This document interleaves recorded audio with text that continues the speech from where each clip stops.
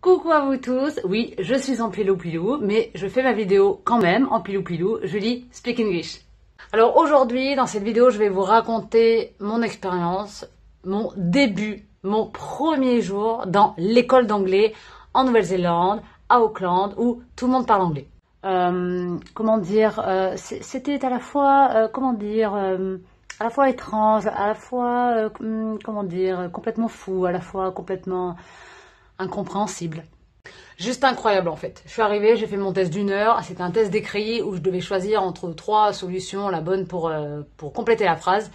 Et en fait, j'ai rien compris à ce que, j'ai quasi rien compris à ce qui était écrit. Donc j'ai mis un petit peu par rapport à mon feeling, mes réponses, etc. Bref, en gros, j'ai eu mon résultat. J'ai eu, je crois, 44 sur 100.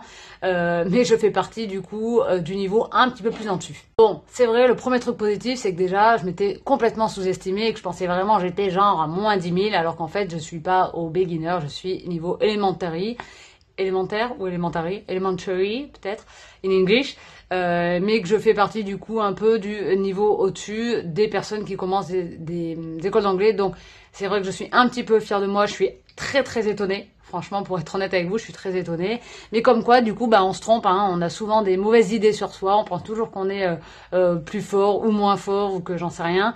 En tout cas, ça montre que il faut croire en soi. Il faut arrêter de se sous-estimer. Ça, c'est le premier truc déjà à retenir. Alors, ce matin, les profs, bien sûr, donc ils parlent en anglais.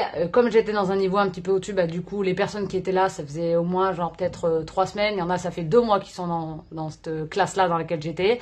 Donc du coup, beaucoup de personnes ont plus d'expérience que moi, donc c'est vrai que c'est très difficile. Moralement, ça a été vraiment une épopée aujourd'hui. Là maintenant, j'en parle un petit peu avec du recul, parce que ça fait déjà 1 heure que c'est fini, donc j'ai le temps de bien laisser couler toutes mes larmes, d'avoir envie d'arrêter, d'avoir envie de crier, d'avoir envie de frapper le tableau du prof, d'avoir envie de dire à Meryl, en fait d'ailleurs je lui ai dit franchement là je veux rentrer, d'avoir envie de me dire en fait c'est pas pour moi, c'est pas possible, je suis trop nulle. Donc oui, ce côté encore où on se rabaisse parce qu'on est dans la difficulté, parce que ça y est, donc là je ressors à nouveau de ma zone de confort. Et quand on sort de sa zone de confort, selon son niveau et selon cette zone de confort là, selon la zone de confort qu'on a, et du coup l'émotion quand même est à son comble. Donc j'ai pleuré. Bon, vous commencez à me connaître un petit peu, je suis quelqu'un de très sensible, donc j'ai beaucoup pleuré, mais genre les larmes comme ça ce matin, c'était incroyable, je pouvais même pas parler. Et du coup cet après-midi j'ai repleuré aussi avec, je crois qu'il y a eu combien, 3 ou 4 profs différents dans une journée. Donc vraiment pas évident émotionnellement, c'était très fatigant. J'ai été convoquée par la directrice. Parce que il y a un des profs qui lui a envoyé un mail en lui disant que il ressentait que j'étais peut-être pas à mon aise, etc. Et il avait surtout senti et vu mon émotion. Donc du coup, elle a décidé de me convoquer pour qu'on puisse discuter, ce qui d'ailleurs est vachement bien. Et si d'ailleurs vous voulez, à partir de Nouvelle-Zélande, faire une école d'anglais, je vous conseille cette école d'anglais. Venez me parler en MP, je vous donnerai le nom, les contacts, c'est juste génial. Donc du coup, le fait de parler avec la directrice désamorce un petit peu le truc, je relâche un petit peu des pleurs à nouveau. Oui, je suis une chialeuse, c'est pas grave, j'assume complètement, je m'en fous, vous pouvez me critiquer tout ce que vous voulez, je m'en fous complètement.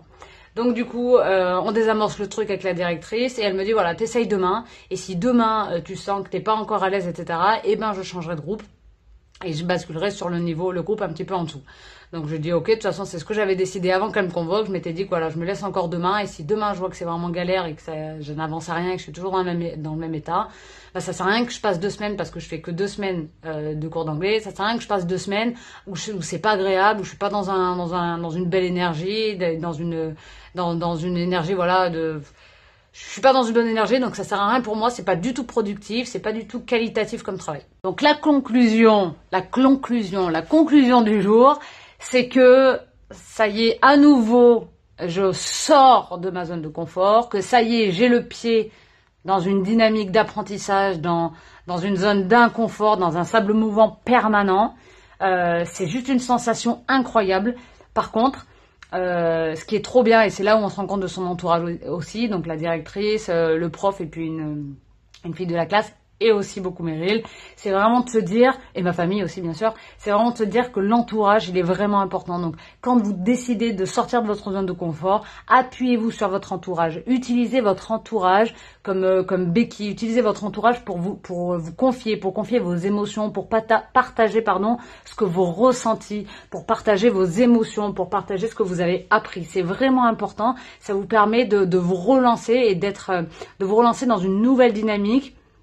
Et surtout de créer une nouvelle énergie.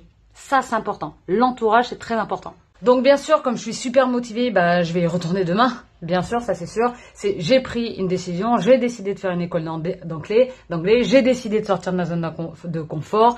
J'ai décidé, parce que je savais très bien dans quel état ça allait me mettre. Et j'ai décidé aussi de bien m'entourer. Et la clé du jour, c'est de se dire que, bon déjà, bien sûr, il faut jamais rien lâcher, hein. Faut rester motivé, il faut se rappeler son objectif. Pourquoi on a décidé de faire ça? Pourquoi on met ça en place? Ça, c'est important.